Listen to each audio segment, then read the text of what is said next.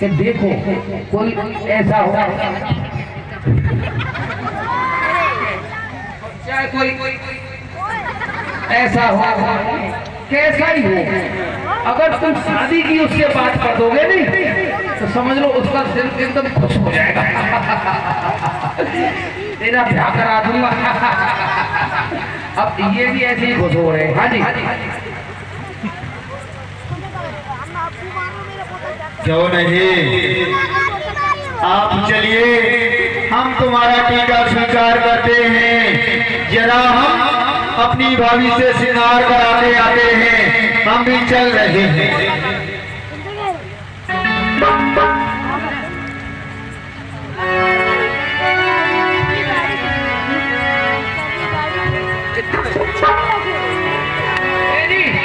अब तुम तैयार हो जाओ और ये अपनी भाभी को बुला लो, श्रृंगार करवा लो और बढ़िया से बारात सजा लो और तुम्हारी तैयारी हो गई फुल, समझो। क्यों नहीं, शादी होगी। अवश्य बुलाएंगे, हमारी भाभी को बुलाया जाए। ओ भाभी हो,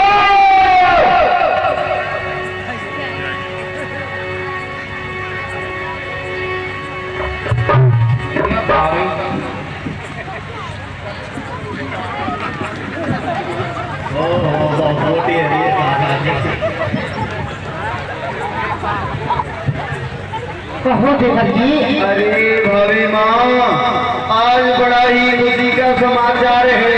वही तो मैं भी देख रही हूँ कि आज बहुत प्रसन्न हो। तुम क्या बात है? जो हमारे नेत्र रुकम हैं, उन्होंने अपनी बहन रुक्मणी का टीका और हमारे लिए भेजा है और उसमें कहा है, अरे अब यदि आप हमारी बहन के योग्य पर हो, आप हमारी बहन से विवाह कीजिए। क्या कहा? तुम विवाह करने के लिए जा रहे हो? अरे देवानी जी, आज हमें बड़ा सुंदर बनाओ, जैसे कि हम वरना बनेंगे ना तो हम सबसे सुंदर दिखने चाहिए। अरे पहली बात तो ये खास शादी का दिमाग से निकाल दो, अब वो भी कोनरपुर जा रहे हो। कोई बात नहीं देवर जी, आप बैठिए, मैं आपका श्रृंगार अवश्य करती हूँ अभी।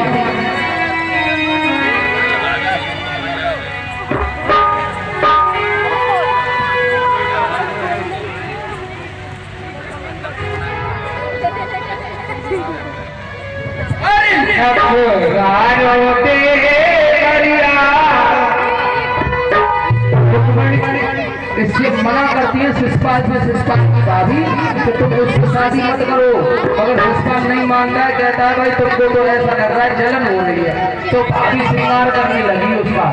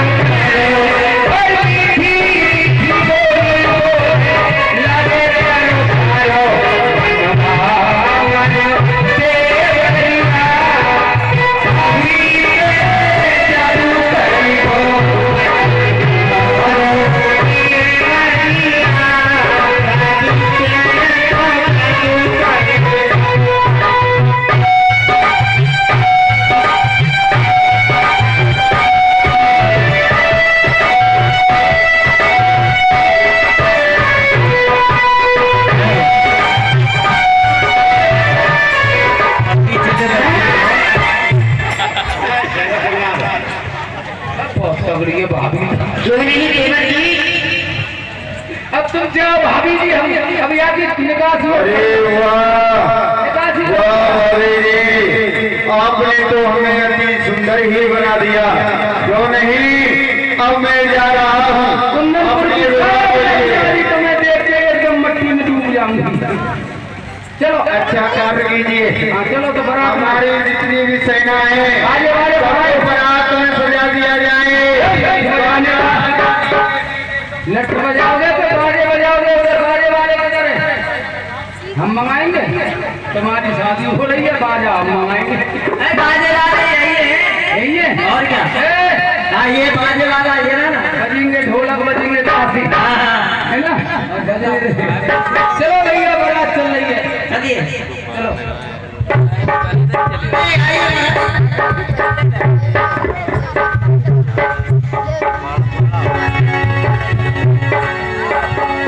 महाराज बुलाओ ना। मैं तो क्यों नहीं, बुलाऊंगा। हमारे मित्र लोगों को बुलाया जाए। हम आज गए हैं। ऐसा करिए, तुम्हारी बारात कदर है, तुम्हारी बारात इतनी बारात इसमें तो बहुत बारात है। ऐसा करो, इसमें से आधी वापस कर दो। क्यों? इतना खाना एक साथ कहाँ से आएगा। अच्छा अच्छा छोड़ो, कोई बात नहीं है, आप यहाँ खड़े रहिए, हम आपकी खबर सुना देते हैं। सुना दीजिए। हाँ, एक मिनट में भी करते हैं। महाराज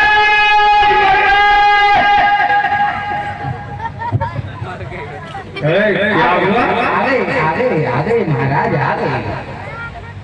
आपके मित्र शिष्य मोटा ताजा पधार चुका है।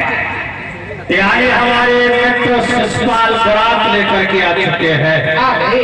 तो चलो उनका स्वागत हम स्वयं करेंगे। आओ आइए, रात को मच्छर खाएंगे, फिर आ जाइए। आओ मित्र वर्ग आओ। जोहर है। कहाँ है? देखिए, यमराज और धर्मराज दोनों भैया मिल रहे हैं।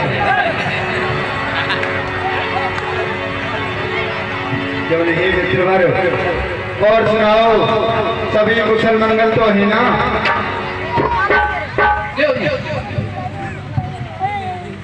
मित्र शिषपाल, सुंदर लाल नाई ने आपको सब कुछ बतला दिया होगा। तो नहीं, अरे जो तुम्हारा सुंदर लाल नाई है बड़ा ही चतुर है, इसने सब पहले ही विदित करा दिया। तो यहाँ तक आने में आपको कोई कष्ट तो नहीं हुआ? नहीं, कोई कष्ट नहीं हुआ। थोड़ी सी मिट्टी पड़ी थी, उसमें भी सड़क पर ओरा बिछवा दिया। अच्छा अच्छा, बहुत सुंदर कार्य किया। और क्या? तो सुंदर लाल नाई, अब क्या फराई हमारे मित्र शिषपाल को ले जाओ मेहमान खाने में। है? किसमें? मेहमान खाने के अंदर, खाने के लिए ही आए हो, मेहमानों को भी खाओगे। और इनकी सेवा में कोई कमी नहीं होनी चाहिए। नहीं, कोई कमी नहीं है, इनके लिए पैसा कटवा दिया मैंने। चलो चलो, मेहमान खाने भी पहुंचा देता हूँ। सुंदर लाल नाई, अब कहा फटाई। यहाँ शिषपाल बारात लेकर के आ गए हैं। और क्या? लेकिन अभी तक हमने अपनी बहन से तो पूछा नहीं। क्यों?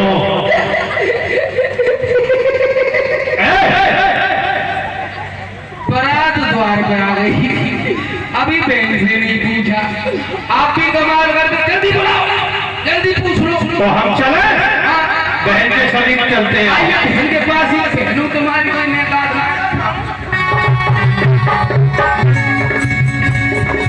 इनको बुलाया जा। आ गई, आ गई। एकदम महलन में जाने में भाई साहब प्रणाम, खुशौसी हुई। हसलो भाई भाई से अच्छे लगे।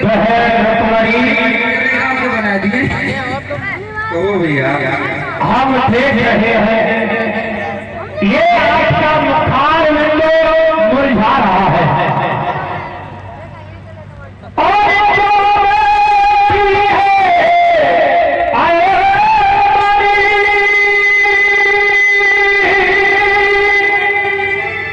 और धरो कपाल में हाथ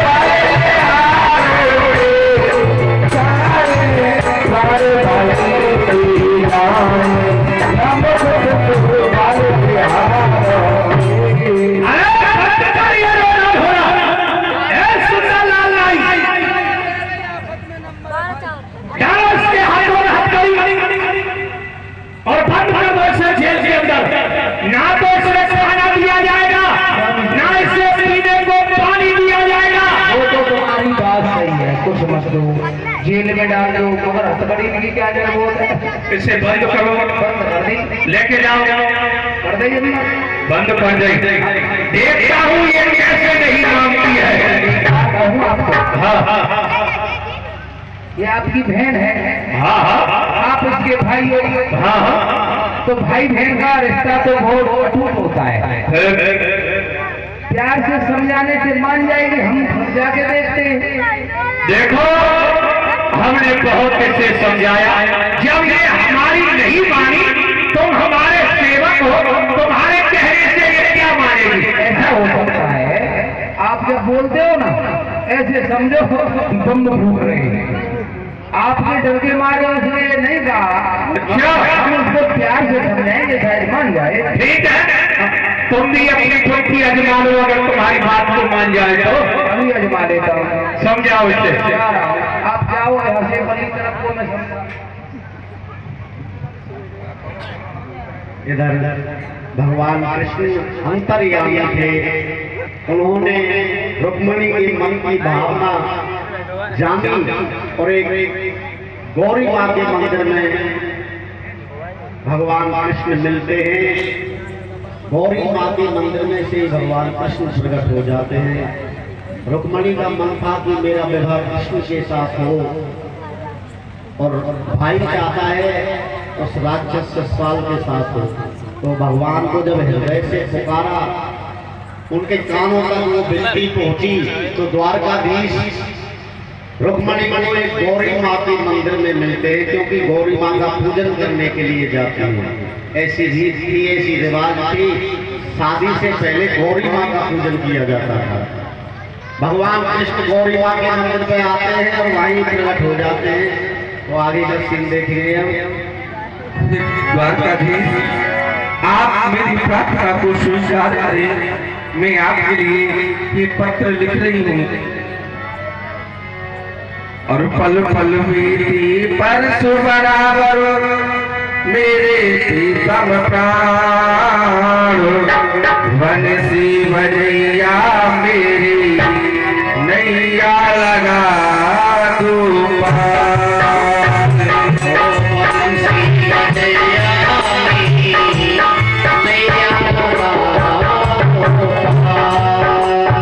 पल पल मेरी भरत बराबर मेरे प्रीतम प्राण, नैनी दुलारे मेरी नैया लगा दो पार।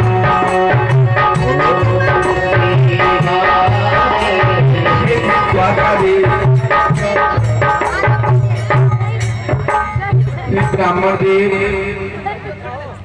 प्रणाम करती हूँ मैं आपको। सुन रहो पुत्री, आप कहाँ के लिए जा रहे हो?